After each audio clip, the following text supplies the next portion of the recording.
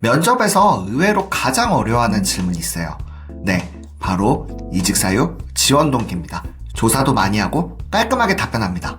하지만 면접관 표정이 좋지 않아요. 납득이 되지 않거나 진짜 이유를 다시 물어보는 경우가 많습니다. 이제 더는 모범 답안, 면접관이 듣자마자 아 또야 라는 이런 답변을 쓰지 마세요. 오늘 영상에서 나만의 차별화된 진짜 이유가 담긴 명분을 주는 이직사유 지원동기 작성법에 대해서 한번 생각해 보겠습니다. 같이 일할 동료를 뽑아요. 그 가운데 면접은 확신을 주는 사람을 뽑습니다. 이 사람이야. 이 사람이랑 같이 일하고 싶어. 이 가운데 중요하게 여기는 것이 바로 이직사유 지원동기입니다. 명분이 없는 행동은 공허하잖아요. 우리에게 명분은 있습니다.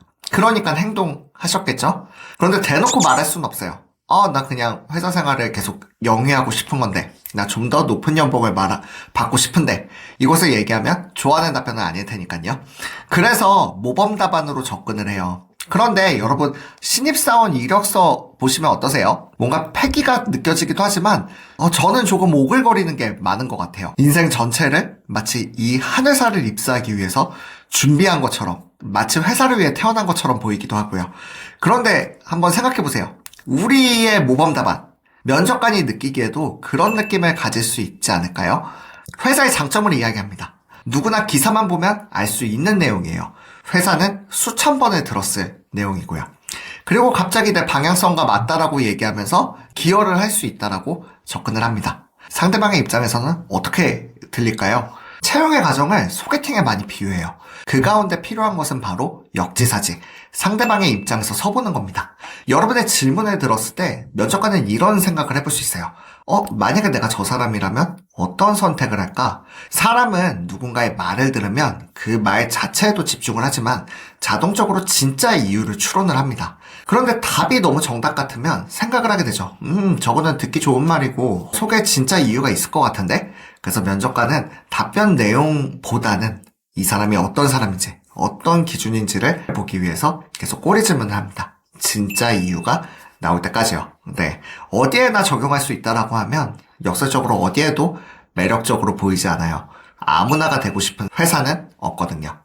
그렇다고 진짜 이유를 말할 수는 없잖아요. 회사에서 구조조정을 당했어요. 팀장 팀원 중에 빌런이 있었어요. 지금 회사에서는 일하면서 비전을 못 찾겠어요.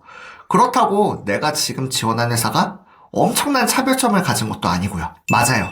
앞서 모범 답안이 없다라고 말씀드렸어요. 하지만 분명한 오답은 있습니다. 바로 탓이에요. 어디서든 겪을 수 있는 문제를 탓하면요. 그 회사만의 문제로 여기지 않아요. 결국 태도에 대한 의심으로 이어지게 됩니다. 어떤 빌런, 어떤 어려움이라도 사실 그곳에만 존재하는 것은 아니거든요. 그렇다면 한번 이렇게 접근을 해보세요. 먼저 스스로의 퇴사에 대한 상황을 모두 한번 적어보세요. 그 이유들을요. 저도 그렇지만 제 경험상 퇴사의 버튼을 한 가지 이유로 순식간에 딸깍 누른 경우는 거의 없습니다. 이게 맞나? 내 선택이 맞나? 내가 책임질 수 있나? 이런 수많은 고민들을 출퇴근 시간마다 자기 전에 밤낮, 주말, 휴가 가서도 계속 쌓였을 때 결국은 실행하게 되는 거예요. 즉 하나의 이유인 경우는 잘 없습니다. 그렇게 여러분들의 퇴사를 했던 이유들에 대해서 모두 다 적어보세요. 그 중에 탓에 대한, 즉 어디서나 겪을 수 있는 그러면 여기서는 어떻게 대응하시겠어요? 라는 질문을 받을 수 있는 것들은 지우세요. 그것들을 지우시고 나머지 것들로 한번 스토리를 만들어 보시면 좋을 것 같아요. 반면에 지원 동기는 조금 달라요. 퇴사는 수많은 고민들이 시간을 쌓여서 결정을 한다라고 하면 지원은 상대적으로 가볍죠. 한 번에 클릭을 할 수도 있습니다. 문제가 바로 여기서 발생하게 돼요. 내 이유가 너무 나의 것의 이유이기 때문입니다. 사실 우리가 어떤 회사를 지원할 때 특별한 이유가 있는 경우도 있지만 아닌 경우도 많아요. 경력을 이어가고 싶어요. 좀 더 높은 연봉을 받고 싶어요. 더군다나 지원하는 회사의 특색을 찾으려고 해도 어느 대기업처럼 특별한 특색이 있는 것도 아니에요. 이럴 때는 여러분들 직무에 한번 초점을 맞춰보세요. 내가 현 직장에서 가졌던 퇴사할 수밖에 없었던 사유들, 이것들을 직무 중심으로 한번 풀어봅니다. 그리고 그것이 해소될 수 있는 곳이 바로 지금 직장이라는 논리를 가져가시면 좋아요. 직무에 초점을 맞추기 때문에 회사 규모에 상관없이 여러분이 사용하실 수 있어요.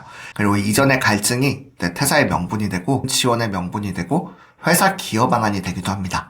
실제 제 컨설팅 프로그램에서도 연봉 협상과 더불어 제가 가장 심혈을 기울이고 가장 좀 만족하시는 부분이기도 해요. 이직이 잦은 주니어부터 시니어도요. 그리고 2억 이상의 고연봉자분들까지 그간 직무 그리고 직장의 선택의 기준들을 계속 제가 듣습니다.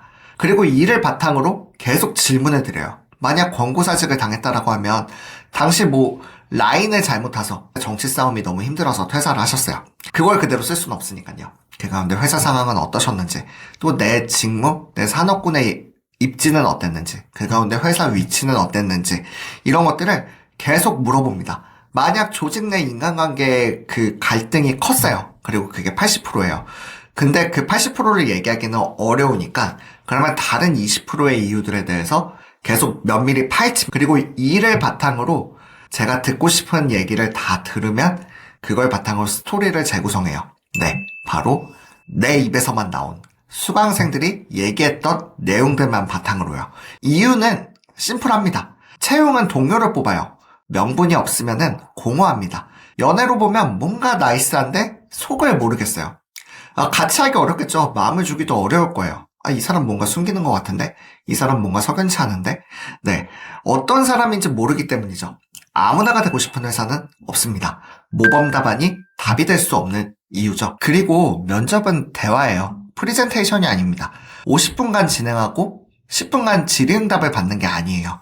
응답 내 답변에 대해서 상대방은 피어나는 의문, 궁금증에 대해서 물어보겠죠. 내 것이 아니면 막히는 이유입니다. 연봉 협상과 함께 가장 수강생의 만족도가 높은 부분이기도 해요. 만약 혼자서 준비하시기 어려우면 저와 함께 이직을 같이 준비해보셔도 좋을 것 같습니다. 내 스케줄에 따라서 이직의 전 과정을 함께 하니까요. 자세한 설명은 이전 영상을 참고해보셔도 좋을 것 같아요. 채용은 결국 같이 일할 동료를 뽑습니다. 이때 여러분의 갈망과 이유들을 보여주세요.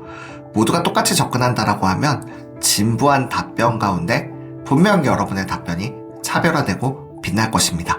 그렇게 여러분의 제자리를 찾아가시면 좋을 것 같아요. 이직의 정석 정구철입니다. 감사합니다.